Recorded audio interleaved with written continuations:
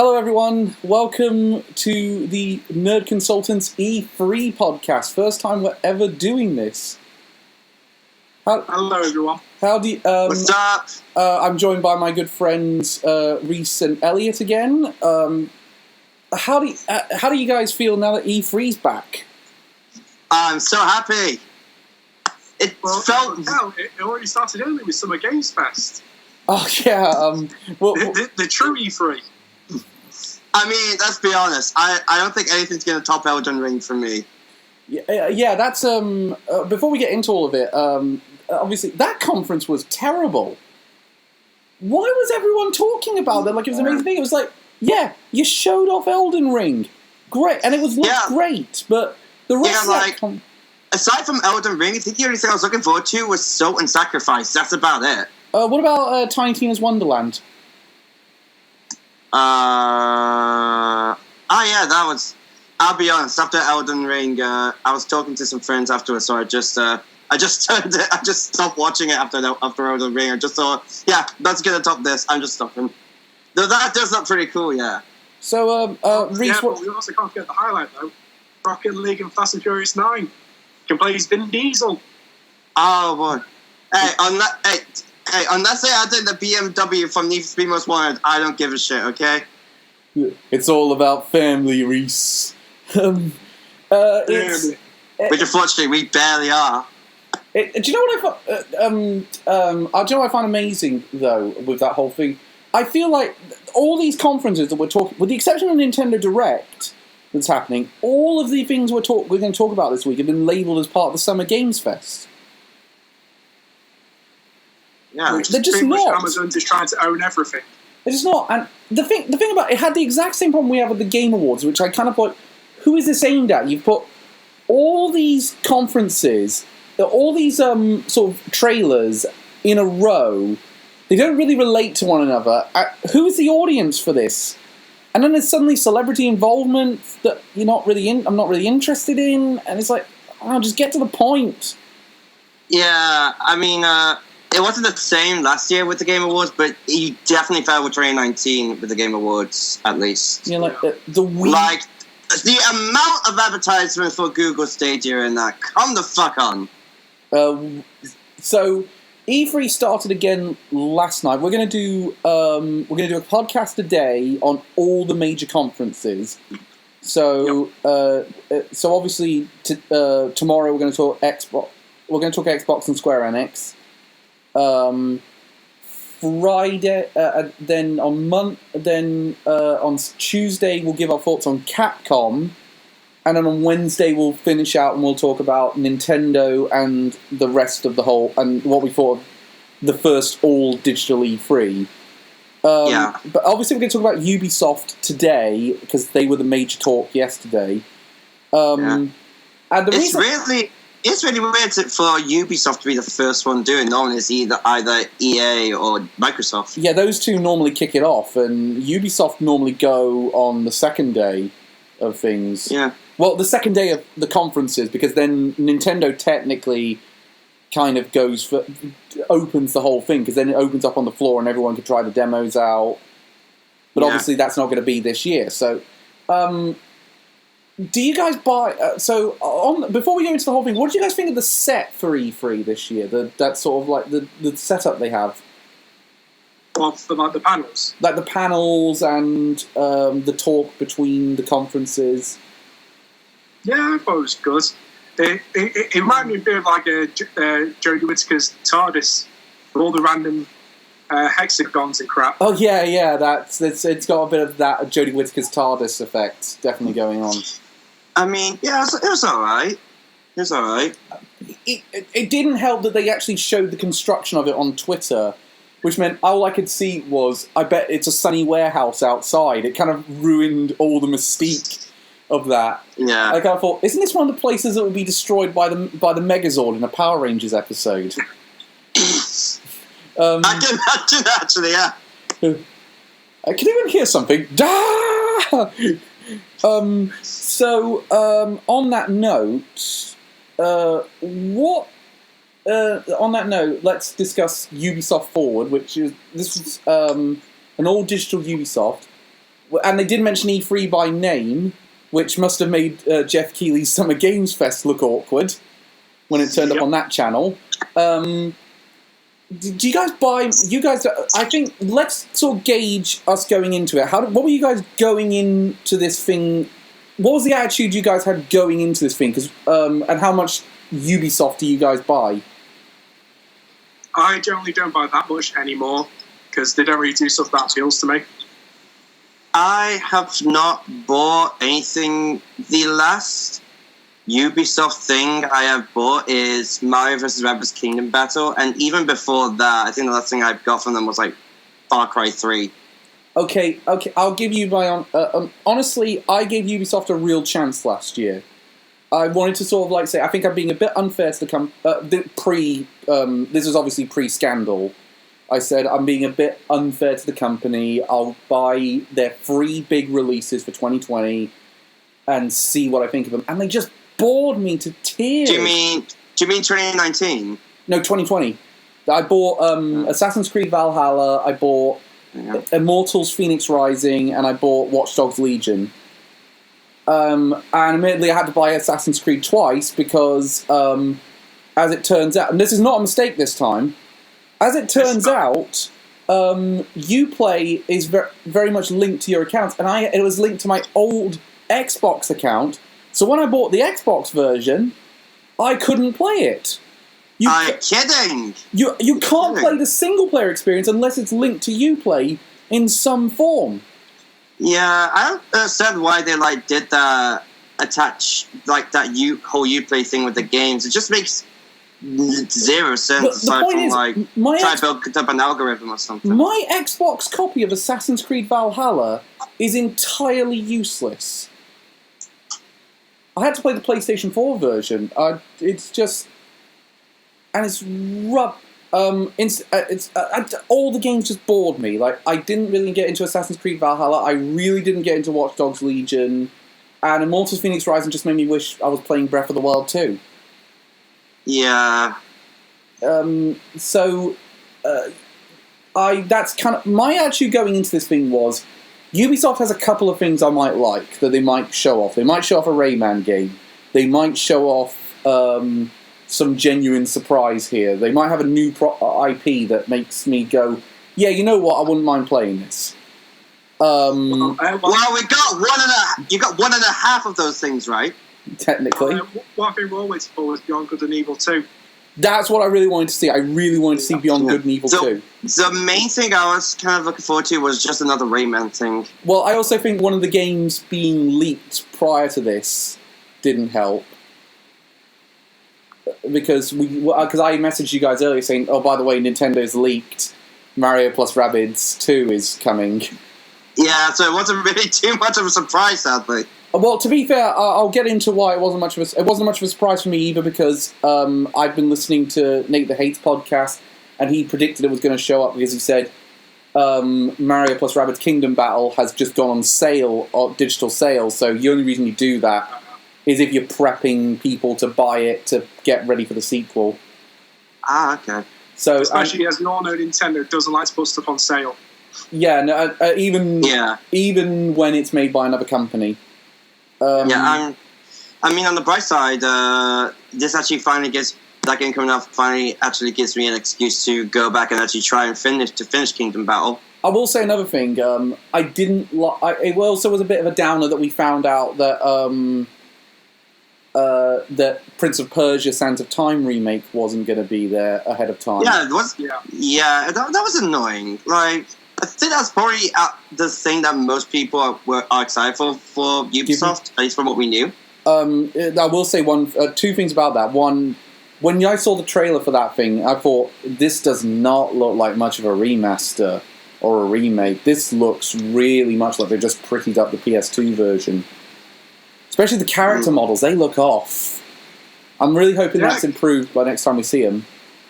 Yeah, because what everyone was saying before was more Jake Gyllenhaal as the prince. Oh, God. Stop reminding me of that film. Never. I remember watching that film when I was younger. I remember enjoying it, but I think it was just because when I first played that, I did not know anything about Prince of Persia, the series. I played a little bit of the third game. That's all I remember. The other thing is also, I thought they were going to... I didn't realise they would show off this much of Far Cry 6 prior to the conference happening as well. I thought that was a mistake. Yeah, definitely. So, anyway, shall I actually get to the games? Yeah, okay, so this conference started. They had that hour-long stupid countdown for no reason, which made me think they were going to get all the interviews out of the way ahead of time, so they just do game after game after game. Let's be honest, it's not as bad as the 5-hour countdown we got with Horizon Forbidden West. Oh god, that was awful. Well, yeah, they're like, it's starting soon. It's starting soon. What they really meant is the 5-hour countdown starting soon. What'd you say, Reese?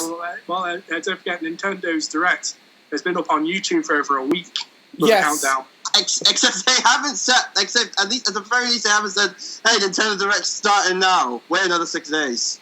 At least it's saying the specific time and dates. Nintendo games are quite fun to watch other people play, so that would have actually been quite interesting. But so started out, we had the they opened with a game coming out in September, Rainbow Six Extraction. Woohoo! So. Obviously we've got Elliot's opinion. Reese, what did you think of this game? It's basically just taking the core engine from Siege and putting in random basic as shit aliens. Do you know what's weird? I was thinking this morning. I was thinking this morning. When you think Tom Clancy, is this what comes to mind? Like the mind behind the Hunt for Red October? I mean, in the group chat last night, you said, "Does anyone have the clip from Scott the Wars when he said, does anyone even know who Tom Clancy is anymore?" It's one of those. It's one of those situations. I said I looked at it and was like, "This is a Left 4 Dead clone," but they've added a bit. Yeah, I mean, that's pretty much it. The minute when I was watching it, I just thought, "This is just a zombie game disguised as an alien game." Yeah, and it's not at this point at this point, it's just one of the panel members said that it was a zombie game, not realizing it was an alien game. Yeah, it's very it pretty much just shows the two things are very interchangeable at this point. Yeah, I kind of felt like I kind of got a sense of they wanted to make a zombie game, but then realized Call of Duty had beaten them to it, so they had to make. So they said, "Oh no, it's aliens." And it's coming in September, but this wouldn't have been so bad if they had only spent 4 or 5 minutes on it. They spent 15 minutes! 15 minutes on this fucking game! I didn't think I'd have to break out the Jeremy Clarkson board thing so soon. Yeah. I just had that theme from It's Always Sunny in Philadelphia just go, "Shut up! Oh my god, I don't care!"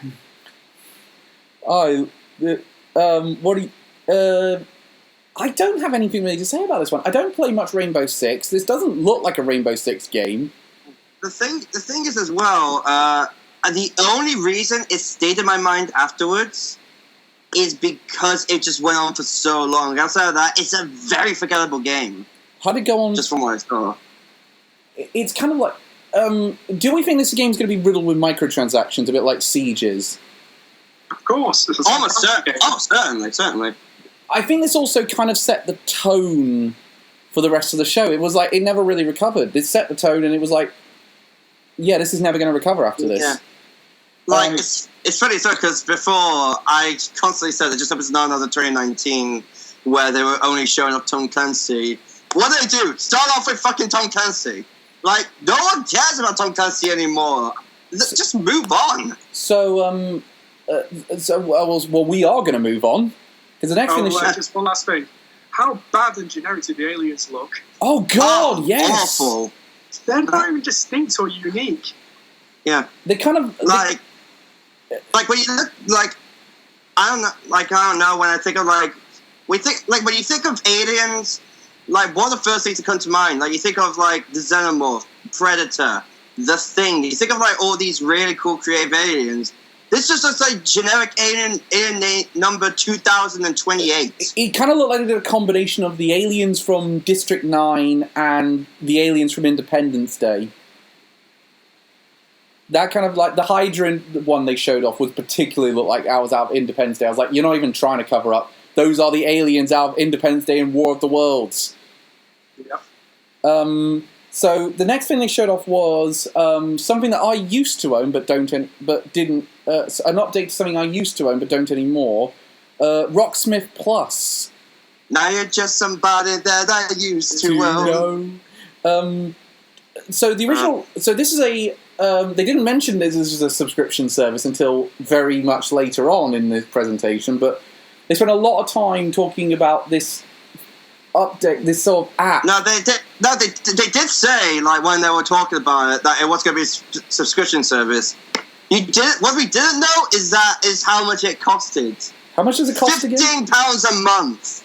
Now, I want to point out, for £5 more of that, you get Nintendo Switch Online for a year. Yeah.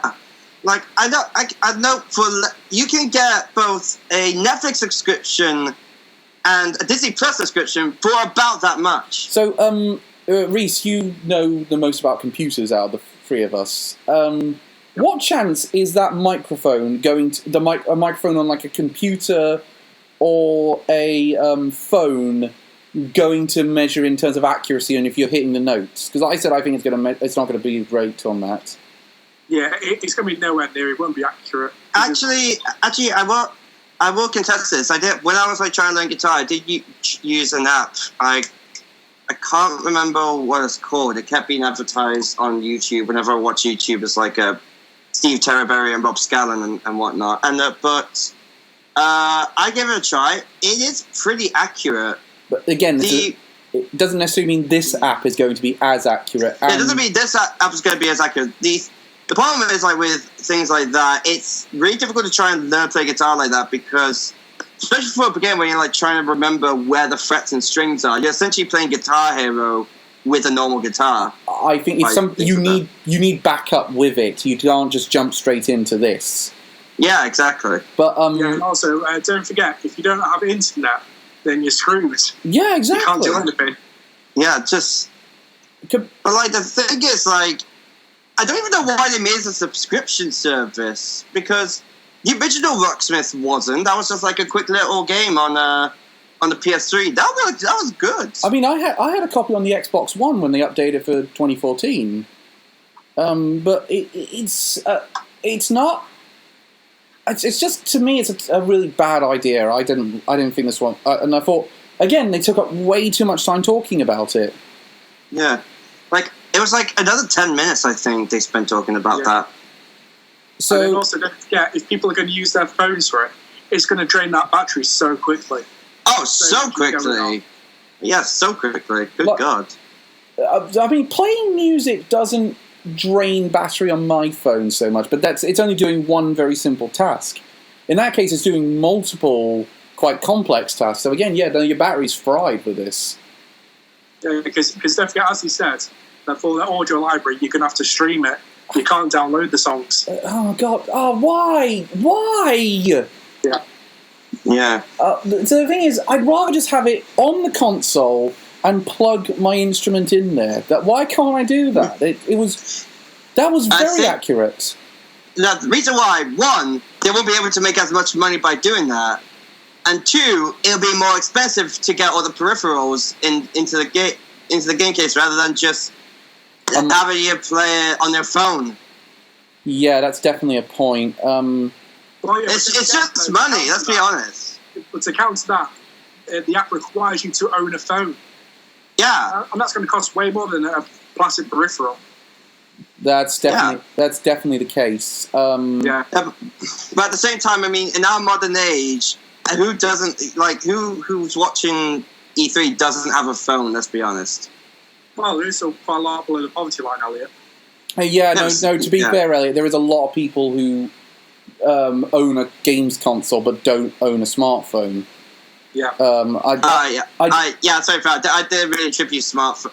I didn't really think smartphones and. Oh, yeah. Okay, my bad. Yeah. Okay. Ignore me. First world problems, Elliot being too rich. Well, we're having more fun with this than we were watching this conference. That says it all. Oh, definitely, yeah. Right, so next thing they showed off was a game I was kind of curious about, but as soon as it got delayed, I lost all sense of curiosity about it. Riders Republic. I did not care for this game at all from when it first started. It looks so dull. It does look really... It looks really dull, very predatory in the microtransactions. Yeah. It's going to really have it's going to get quite a big online audience for when it first comes out, with Twitch streamers being paid off to stream it, and then it will go away.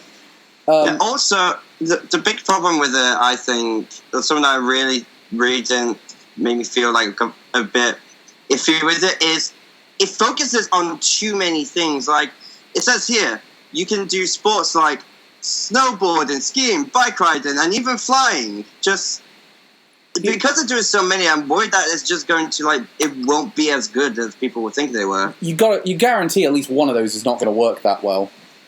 I'm putting my money on the flying not working well. Yeah, because definitely we've had other extreme sports that focus on a particular one, like Steep, and that crashed and burned after release. But people just get bored of these games. But one of the games that does it really well, and I really like, is Tony Hawk Pro Skater 1 and 2 HD versions. Yeah. Those games... I would also go as far as SFX, is it called? The skiing game? The SSX.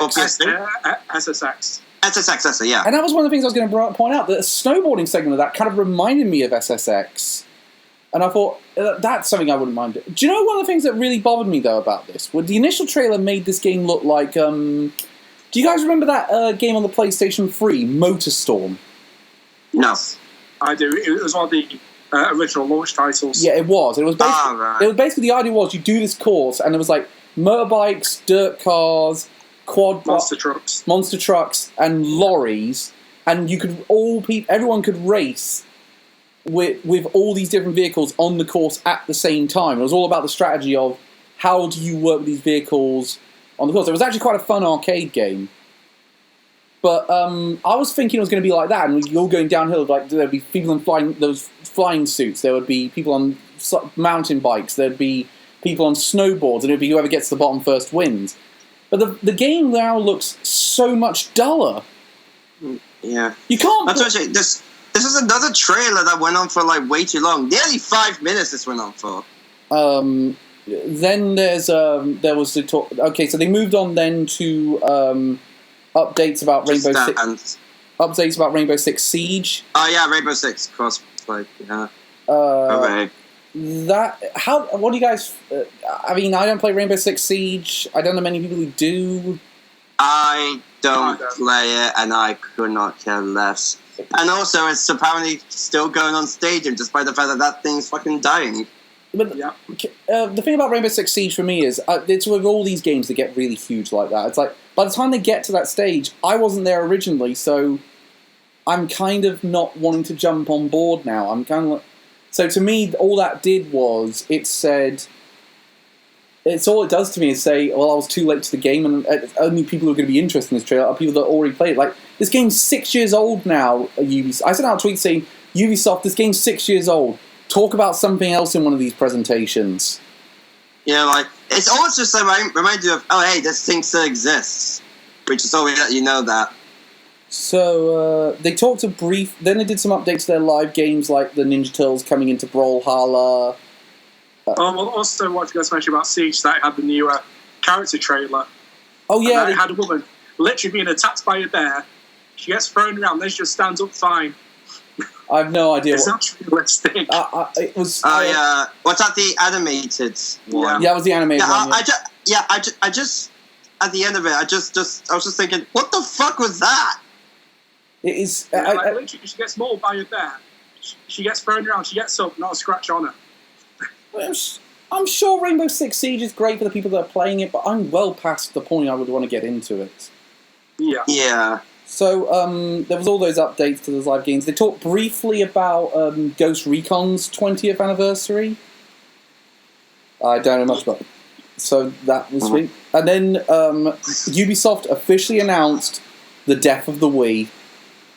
Just Dance 2022 is the only Just Dance game, the last one to come out on the Wii, the only one to not come out on the Wii.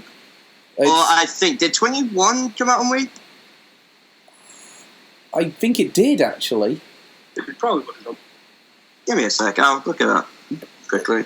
Do you know what's weird, though? I don't think they went... with there's always an awkward Just Dance thing at every single E3. I don't think they went far enough with it this year. I think they should have gone all out. Like, you haven't got a stage to worry about. Get the dancing panda out there. Get every single celebrity willing to do it for nuts. Go nuts with it. Instead, they just had a pop star I've never heard of advertising their new song is going to be in this game. Yeah. I was like... a song which no one's heard of. Again, because it's been made for this game. And it's kind of like... Yeah. This isn't like... Oh, no. No, 21 didn't come out on the Wii.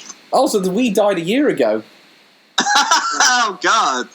So this isn't... so this isn't as monumental of a game as we thought it would be. So, see, the thing is, I think you can do that sort of marketing. Like, when Guitar Hero Warriors of Rock got announced, they said... Megadeth is recording a new song for this game. And for that audience, that's a really good buying incentive because the people who buy Guitar Hero are likely going to like Megadeth. Just Dance appeals to so many people, I'm not sure this was as big an advertisement. But again, I've never heard of this, I don't remember which pop star it was, I don't remember their name, I've never heard of them. I think probably just because we're not the target audience for them. The target audience are people who are really into their dance music, which obviously we really aren't. No, the only Just Dance game I'd even consider buying is the Disney one, just for the absurdity of it. I don't know why. That's just the one thing that popped into my head. He's just headbanging to a whole new world from Aladdin. No, that's my least favourite song from that film. I hate that song. I mean, yeah, you like A Friend Like Me is obviously the better song. Yeah. Which is weird because Whole New World got the Oscar instead of Friend Like Me. Yeah, for some fucking reason. That's still not the worst decision. I mean, going off on this tangent, the worst decision was they've made worse decisions with that category, but that's another subject. Was it like the worst one you thought they made? What, the Pocahontas one? I said Colours of the Wind didn't deserve to win Best Original Song because I thought that song was very patronising. Yeah. Especially to even at the time, I was there. Even at the time, Native American groups were saying this is incredibly patronising to us. So God knows how it is in 2021. Yeah, Pocahontas really did not age well. It's really not aged well at all. I don't know. Next thing they talked about was Assassin's Creed Valhalla is getting updates. It's the first time they're going into year 2 with an Assassin's Creed game. They always abandon them after a year. The season pass goes on for 1 year, and they say we're done. Normally, like they're moving on to the next game, like the next year. I kind of appreciated that they do expand the focus in these updates. So, like the most recent one, they go to Ireland to deal with the Druids, and in the next one along, they're going to do the Siege in Paris, which is a genuine historical event for Viking mythology, and history. But what did you guys think? Did any of this make you think I really need to now start? Maybe Assassin's Creed Valhalla was better than I thought it was. Honestly, no, because Assassin's Creed never really interested me even before the newer games, which, as I keep saying, is now Assassin's Creed by name only. And honestly, it feels like lately Assassin's Creed has just been trying to copy The Witcher 3. Mm-hmm. And with these DLCs, it honestly feels a lot more like that. What about you, Reese? Did this do anything for you? Well, Assassin's Creed now is just so bloated, because Valhalla's over 100 hours in the base game alone. So do I really want to pay to do all that and then even more DLC on top of it when I'm just probably going to be bored? Like, Jesus Christ, it is a long game. Yeah. Like, there's no reason to be that long. As I said, I just feel like, because my brother's been playing Odyssey like lately, I just watch him play it, I'm just thinking, this is just fucking Witcher 3. This is just Witcher 3 without the really interesting world and monsters and all that stuff. It's just, yeah. And more boats. Yeah. Do you know what's amazing? I I was at I was actually discussing Assassin's Creed yesterday at Ren's birthday, because there's a guy who showed up there with an Assassin's Creed shirt, and we were all discussing our favourite Assassin's Creed. And it's Ren's birthday today, isn't it? Yeah, happy birthday, Ren. Happy birthday, Ren. I'll send you a message in a minute. I just sent it to him now. But the thing is, we all discussed it, and none of when we were in that conversation, none of the ones we picked went beyond Assassin's Creed 4 Black Flag. As soon as that one cut off, it was basically, that's kind of the cut-off point for anyone really caring about these games. Yeah, because that's pretty much the last game with any interesting new mechanics. Assassin's Creed 4 really makes that exploration feature really work. Like, going between those islands and doing all those piratey tasks. It meant I was willing to do a lot of the side content, which I never really do in Assassin's Creed games. Or just games in general with you, Cal.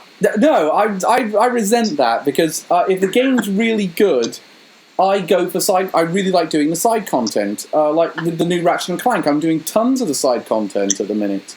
Yeah. In between the I'm so jealous that you guys are playing it. You with your PS5s and me with my poor me. The most high tech console I have is the Wii U. I'll tell you right now, Elliot. We'll obviously discuss Sony when we talk about the state of play they're going to do after E3. But I'm kind of, for your sake, I'm kind of glad that not everything's going to the PS5, because it means you're not going to miss out on too much. I mean, I'm pretty sure. I mean, the only things I'll be really missing out on are the exclusives. Everything else will just come onto PC as well. So. While we're going incredibly unprofessional on this one, what's your thoughts on? Would you watch our streams if we're streaming Ratchet and Clank, or should we do something else so you avoid spoilers completely?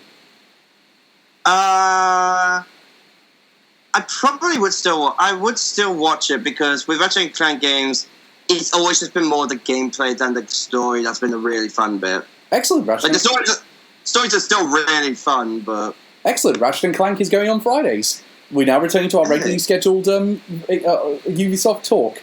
So, which is a bad time to talk about it, because Ubisoft went off topic as well and talked about a load of their films and TV productions. Oh, so bad. Yeah, like, did they forget for a second that this was E3? Like, a gaming expo? This would have been fine in any other Ubisoft Forward, but the fact it's in the E3 one pissed me off. Yeah, like, the thing is, they did the exact same in 2019 when they promoted the first season of Mythic Quest. That is so bizarre. Right, next... And it's gone on Apple TV. Oh boy, who doesn't remember Apple TV? What did you say in our chats, Reese? What did you say when we were chatting about this on Twitter? We were tweeting each other whilst we were doing this. You said something like, Apple TV, who remembers that? Or something like that. Yeah, because there's no subscription service and no one uses. But I've got Apple... That's because things like Netflix and Disney Plus and even Amazon Prime for them are so much better. Put it this way, I've got tons of Apple products in my house. I've got like an Apple laptop, I've got an iPhone... all that, but I'm not subscribed to Apple TV, and they actually had a film last year I wanted to see, and they still couldn't tempt me into it, because I said, I'm not paying a subscription for one film. Yeah. Even if it is... What's that, actually? It was, oh god, it's... I can't remember exactly what the name is, but it's the one directed by Tom Moore, who did The Secret of Kells and Song of the Sea. He's a really good animator. He basically does Irish Studio Ghibli films. But yeah, that werewolf was so bad. Oh, Werewolves Within. That looks really awful. Why? It looks like it's trying to capture what Shaun of the Dead did. But it's mixing it with well. Knives Out to be like a murder mystery thing. Yeah, and also Ubisoft was saying that they invented the game of werewolf. Even though that's bollocks, because it's existed for decades before. Yeah, that is rubbish. So, what kind of bullshit's that? The conference sort of picked up a little bit after that, because Far Cry 6 got talked about, and I think is it just 2 points to this one. The first one I'm going to ask you guys: do you think it was kind of diminished in its appearance here by the fact that we saw so much of the game in the weeks leading up to E3. I mean, a bit. Sorry, go on. Reese first, then Elliot. I would say a bit, but at the same time, I would say yes. But at the same time, like, I haven't really been watching much of it. Did we see much of the villain in any of the previous times we saw it? Not much of the villain previously. Because yeah, like I'm pretty sure when it comes to like Far Cry at the minute, the villains are always like the main draw to them. Yeah, ever since Far Cry 3 with Vaas. Yeah, with Vaas. Yeah, and the thing is, they've never been able to recapture what Vaas started. And it does not look like they're doing it again now. And we'll go into a bit of detail. I think the closest they got is like Far Cry 5, and that's about it. Yeah, they did a decent job. It doesn't feel like they're going to recapture it with this one, even though they have got the villain from The Mandalorian playing the villain in this one. He's pretty much playing the exact same character from The Mandalorian. It's the easiest transition ever for that actor. It's... Do you know what I find bizarre about this whole thing as well? It's like they showed off so much gameplay, they showed off so much cutscenes prior to this, like the weeks leading up to this. Like, yeah, that scene looked great, but I was kind of like, I'm kind of bored of seeing Far Cry 6 now. But the other thing is it just me, or do the character models on that game look off? Yeah. It's the stream quality. But I was broadcasting at 1080p, and it still looks really bad. Look, put it this way. Yeah, it does not look that great. Like, nothing PS5. Put it this way, I was streaming it in 4K, and it still doesn't look any better. I promise you, it looks... It's kind of like the backgrounds look great, but the character models are really off. It's like, is this game made in the Snowdrop engine? I think so. It's what are they doing with that engine? Like, seriously. Because it's such a bad engine. They were showing it off so much, but I've never thought it's looked that great. Put it this way, the best looking Ubisoft game in the last few years for me has been Mario plus Rabbids Kingdom Battle. And that wasn't, I don't believe that was made in the Snowdrop engine. No, I don't think it was. So at the same time though, I think that one of the big things that made Mario Rabbids Kingdom Battle actually look good, it's in a fucking Mushroom Kingdom. All Mario games look good. We're bound to find one to... I can't think of actually one to dispute that. Well, you've got the old terrible CGI games like Mario Goes Missing. Or the Hotel Mario. Well, they also... We don't count them. We don't count them, okay, Reese? We don't count them. You said all Mario games. They also announced... We don't count them as Mario. They're not platformers. They're not like no traditional gameplays.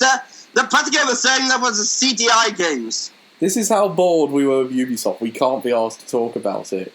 Instead, we go to the expanded lore of Mario. So, a Nintendo property. So, we'll obviously talk about Mario in a minute, but they also announced a bunch of DLC for Far Cry 6. They announced a villains type thing, but they didn't really explain what it is.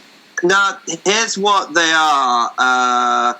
It says here, Ubisoft announced a Far Cry 6 DLC Season Pass, which will allow people to play as the villains from the previous games in the series. In other words, it's essentially a skin swap. Cool. So it does let you play... Though they are bringing back Far Cry 3 Blood Dragon for it.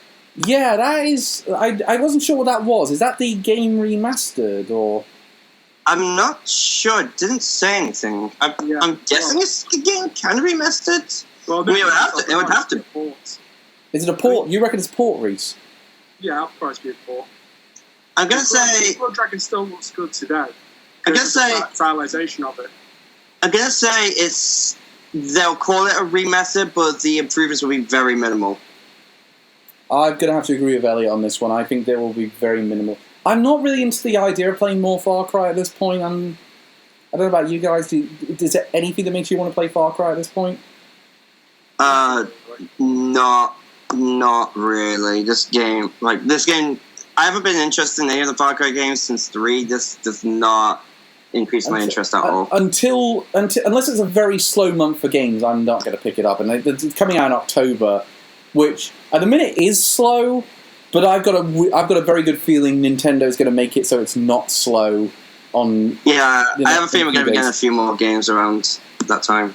And also, don't forget, Ubisoft always does. They always do about 10 different versions of Far Cry. Oh shit! No, not just Far Cry. Oh yeah. Anything they make like 10 versions, and I'm like, can I just buy the one that has everything on it? Yeah, Odyssey did that as well. Like all the, especially like just the prices of like the special editions of the games they have. You can buy a fucking console for that much. Oh, and the Watch Dogs games are very bad for it as well. Yeah, or just not just them. All Ubisoft games are. Just enough, the only ones that aren't is Just Dance, and I'm pretty sure that's just because they haven't found a way to milk that more.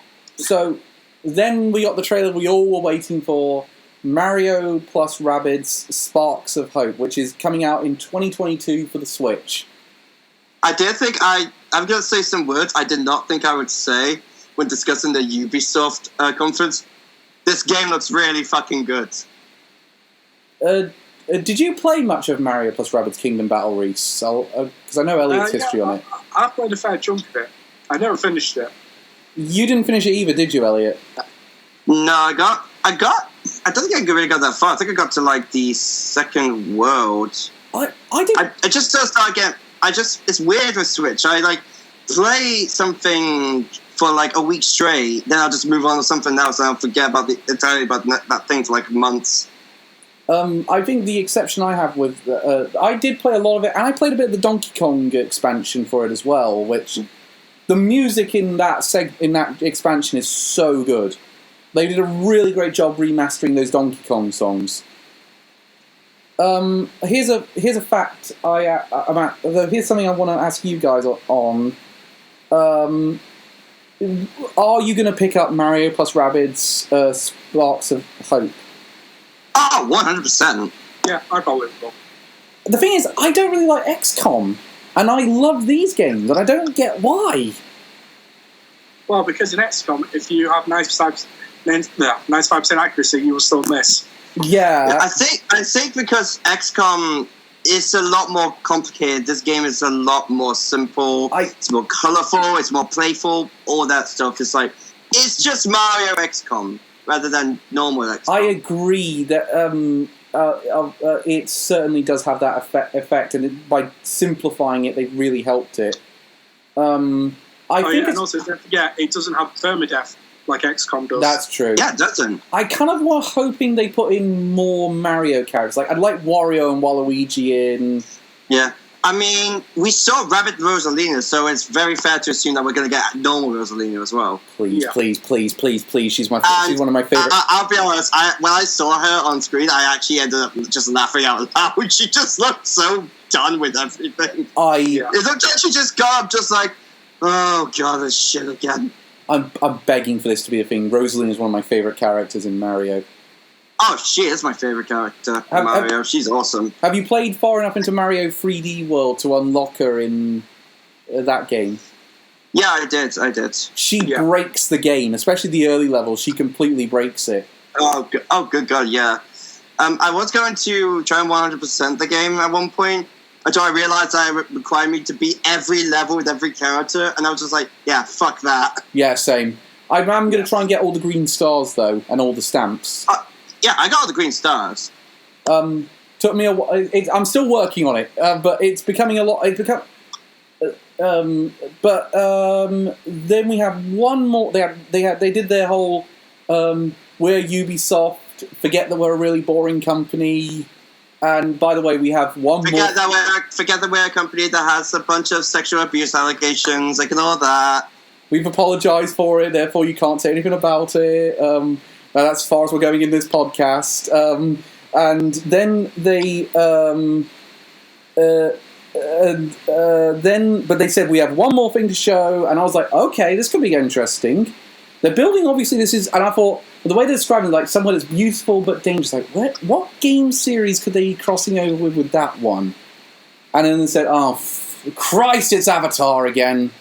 Yeah, I saw the environments, just thinking, okay, all right. Then I saw the blue people. I was just like, oh, fuck off. I mean, do either of you two like the Avatar, the film Avatar? No, it's been 13 years. Leave your blue furries alone. First of all, them anymore. Wait, it's been 13 years. I thought it was only like 10. No, it came out in 2009. Oh, fuck, right. Yeah, I do think with Avatar, I do think it's very much, it's still a really good, nice looking film, but the story and the characters are all trash. It's like I hate that that's once again become the highest grossing film of all time. Yeah, like Avengers Endgame really deserved that title, and Avengers Endgame was so good. Yeah, Fallen deserves that. And also, I hate the fact anytime. Well, Endgame took it back.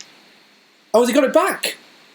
Yeah, because remember, Avatar re-released, then Endgame re-released. Oh, yes! Woo! And the thing is, Cameron keeps saying he's going to make the sequels, and he's going to revitalize this franchise. We've not seen anything since 2009 before this. Yeah, like he's been saying since 2009. Oh yeah, there's a sequel. Oh yeah, there's a sequel coming. We're still going to be making sequels. Mate, you're slower at writing than George R. Martin. Hurry the fuck up or cancel it. At least George R. R. Martin got Elden Ring done. Yeah, and also with Cameron, his plan was to make 5 films for Avatar for sequels. And he's still saying he's going to do it. I can't wait for the second film to come out in 2027, and then the third film to come out in 2079, and the fourth film to come out in 2397, and the fifth one to come out at the heat death of the universe. So, here's the one on that note, the thing. If we look at the trailer alone, it still looks really bad. Like, this game, I don't know who's doing the textures for this game, but the character models look really off. This was meant to be a teaser, I'm pretty sure. It looked like it's from the fucking PS3. Yeah. I really think Ubisoft needs to update the Snowdrop engine at some point. Definitely. Either that or just scrap it and make a better one. Like, how many of those games would look better if they right now shifted? They said all their future, let's say Far Cry 6 will be the last one we're doing on the Snowdrop engine. After this, we're swapping to Unreal Engine 5. How much better would those games look if they're so much better. Oh yeah, easily. Like, I know Unreal Engine 5 is really just starting to go out to its testers, which is why we're not going to see Hellblade 2 at the Xbox show, because they've just shifted to Unreal Engine 5. But I really think they need to do something with that engine at this point, because does this game interest you guys at all? Not in the slightest. No. Like, they could really doesn't. I've got a weird suspicion they're going to try and make it like Breath of the Wild. I mean, yeah. I mean, I would probably check it out if it was just like a slow month and there was something I need to review. I would bite the bullet on that. Yeah, but this is just weird. Like, I claimed I would with Soulstorm, but I've given up on that game and honestly given up on that review. So, as did many people. So obviously, before we give our thoughts, Reese, what did you think of this conference? So dull. It was skippable easily. What about you, Elliot? What did you think? Oh, well, it's better than I thought it would be, given that I had one game that I was excited for. Yeah. But, yeah, honestly, not as bad as the 2019 one, but my God, Ubisoft is boring, as is tradition. See, I'm going to agree with you. I said afterwards I thought it might be the worst one they've done. But then I compared it with 2019, and I thought, was there anything in 2019 I liked? And I couldn't come up with anything, except maybe I was kind of intrigued by Gods and Monsters, which would become Immortals Phoenix Rising. That's because in 2019 they just mostly focused on a fucking Tom Clancy mobile game. And look at this year, they focused a lot on... I mean, also 2019 had them announcing Uplay Plus, which is one of the worst ideas for a subscription service I've ever heard. And I'd like to know here's how memorable Uplay Plus was. Reese legitimately forgot about it. Like, when we were advertising it, he just went, another one? It's just like, no, that's been around for years, honestly. I was just like my thought was just, oh yeah, that exists. So, here's another thing. Okay, well, obviously the highlight for all of us was Mario plus Rabbids, yeah. Sparks of Hope. I really wish they put a number 2 on the end of that, to be honest. Yeah. Like, I don't think it would have... I think you could have still had the Sparks of Hope subtitle, but put a number 2 on the end of it. It's not like this is like a franchise where we've made so many games trying to cover up you've made so many. What was, though, the games that we felt were most... I think the thing that was most missing for me was Beyond Good and Evil 2. So, See, that was most missing for me was Rayman. I think I went in thinking there's no way Rayman's happening. But yeah, it seems like they've just given up on Rayman at this point, which is a shame. It's such a beloved franchise as well. And the thing is, just gonna say, literally the only way we're going to see new Rayman is if he gets included in Smash. but he's see, the weird thing is, I think there's a possibility, and I'm going to say why. I think one of them could be Rayman or one of the Mario Rabbids, because they might want to say Ubisoft, thanks for giving us all this dosh with Mario plus Rabbids Kingdom Battle. We'll let you put a character in Smash Brothers. Oh god, how pissed off will people be if it ends up the Rabbids end up in Smash Bros?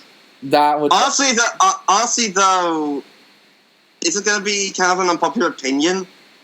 I wouldn't mind that, but that's just because I thought of the moveset and I just can think of so many funny things. Like the strong smash attack could just be them like them whacking a guy with another rabbit or something like that. But the thing that also Banjo-Kazooie Echo Fighter.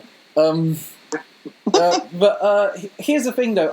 I did come into my head until Jeff Grubb mentioned it on Nate the Hates podcast, and I think he might be onto something. Annoyingly, I think he might be onto something with that one, because before I went into E3, my prediction was the 2 Smash characters will be Crash Bandicoot and a Pokemon from either Sword and Shield or Diamond and Pearl. I don't know which way round they do it, but that's what I reckon the 2 are. But now I'm starting to think... I say more likely Sword and Shield and Diamond and Pearl, because they already have Lucario in the game. Yeah, Lucario's the Diamond and Pearl rep, isn't he? Yeah. He was brought in to replace Mewtwo. So, to Brawl. What do you... Okay, then, let's... We all mentioned that Beyond Good and Evil 2. We haven't seen this game now since 2018. Is this game cancelled? Which we hadn't seen before since, I think, 2014. Yeah, and then it disappeared and then showed up in 2017. And then they tried to say, yeah, no, it's definitely in development, because they showed it again in 2018.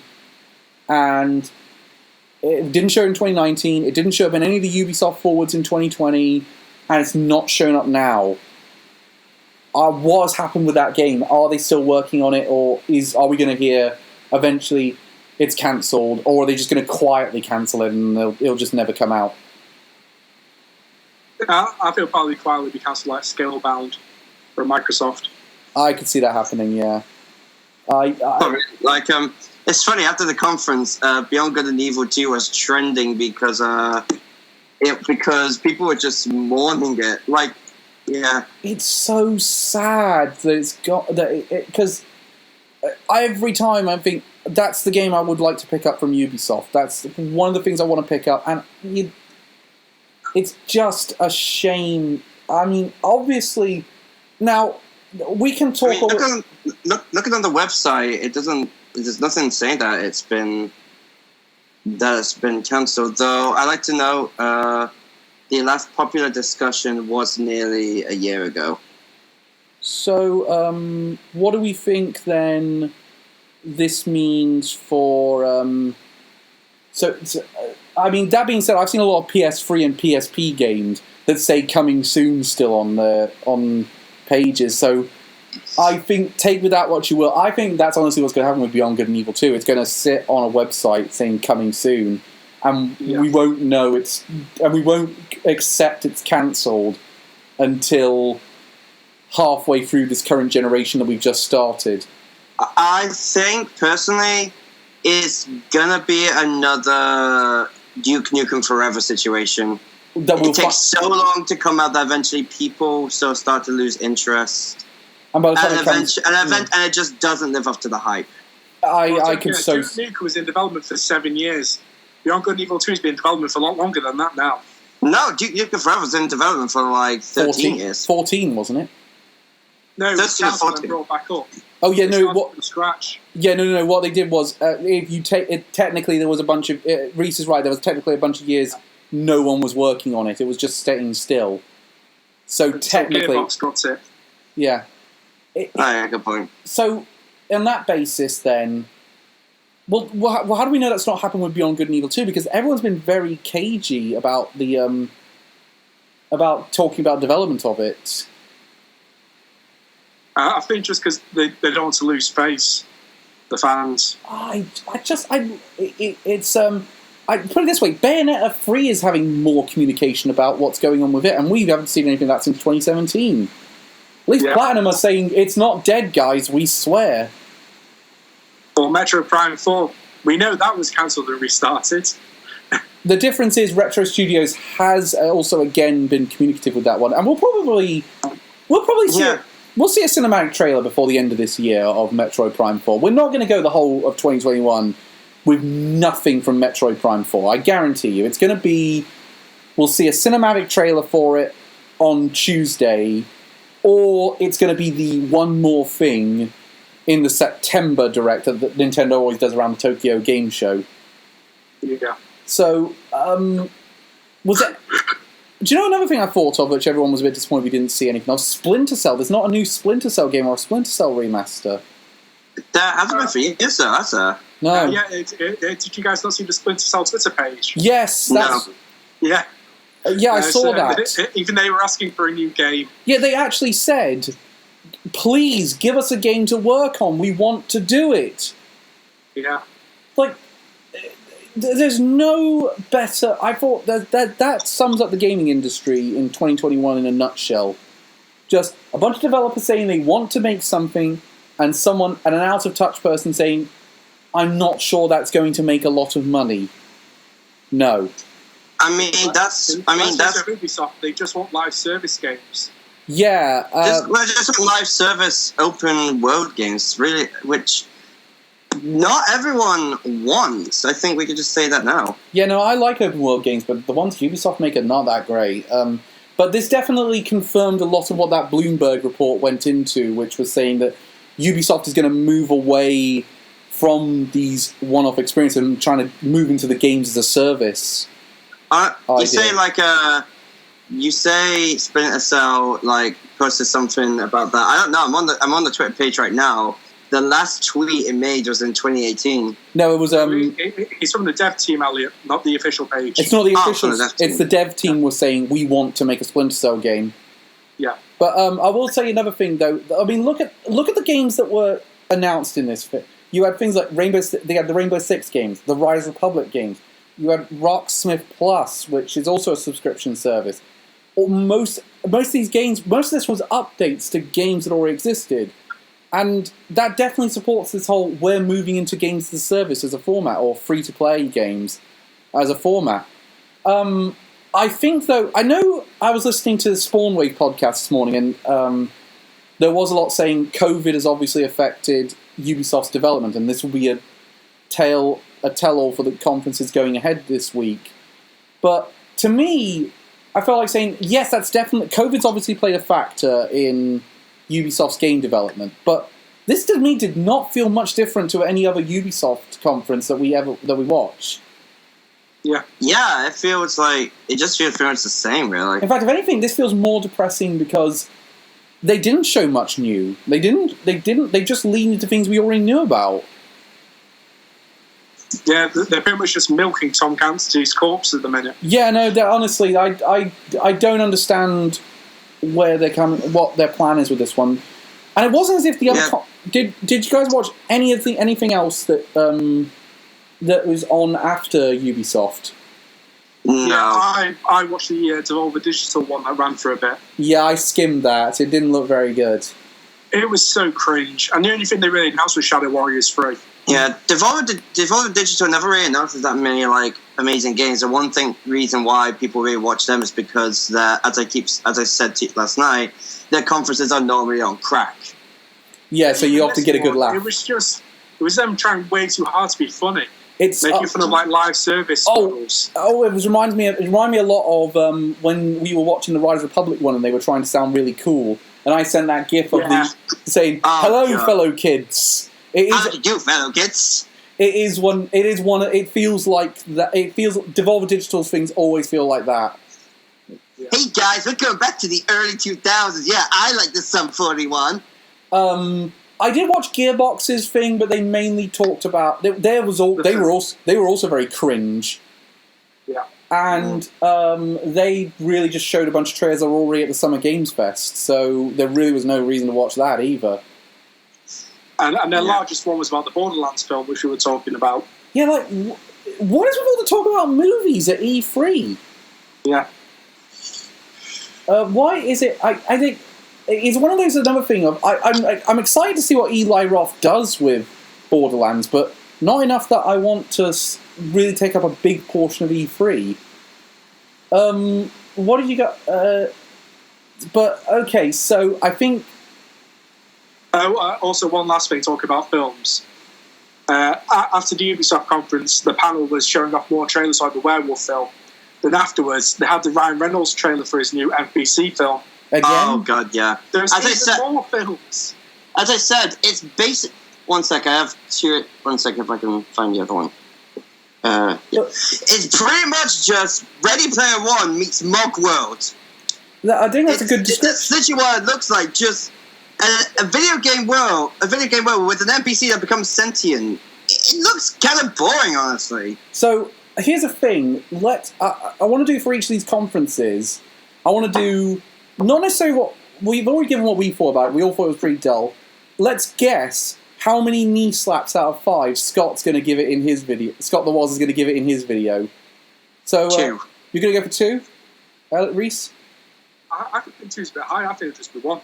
I'm going to... Or maybe 1.5. So... Yeah, no, I think he's going to be 1.5, to be honest. Yeah.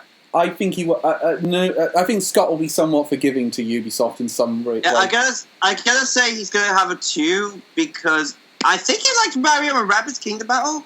I think. Yeah, I think that might push the score over a little bit for him. But I'm gonna sit with my guns. I'm gonna say 1.5. So, I mean, I think the lowest one he's ever given in these things is EA Play 2019, which he gave a half slap. Yeah. So or just a flick. So that's it for us today. We'll be back tomorrow when we're going to talk about Xbox and Square Enix. So thank you for tuning in. We'll obviously see you tomorrow for another podcast. Yeah. Thank you. Goodbye, everyone. Take care.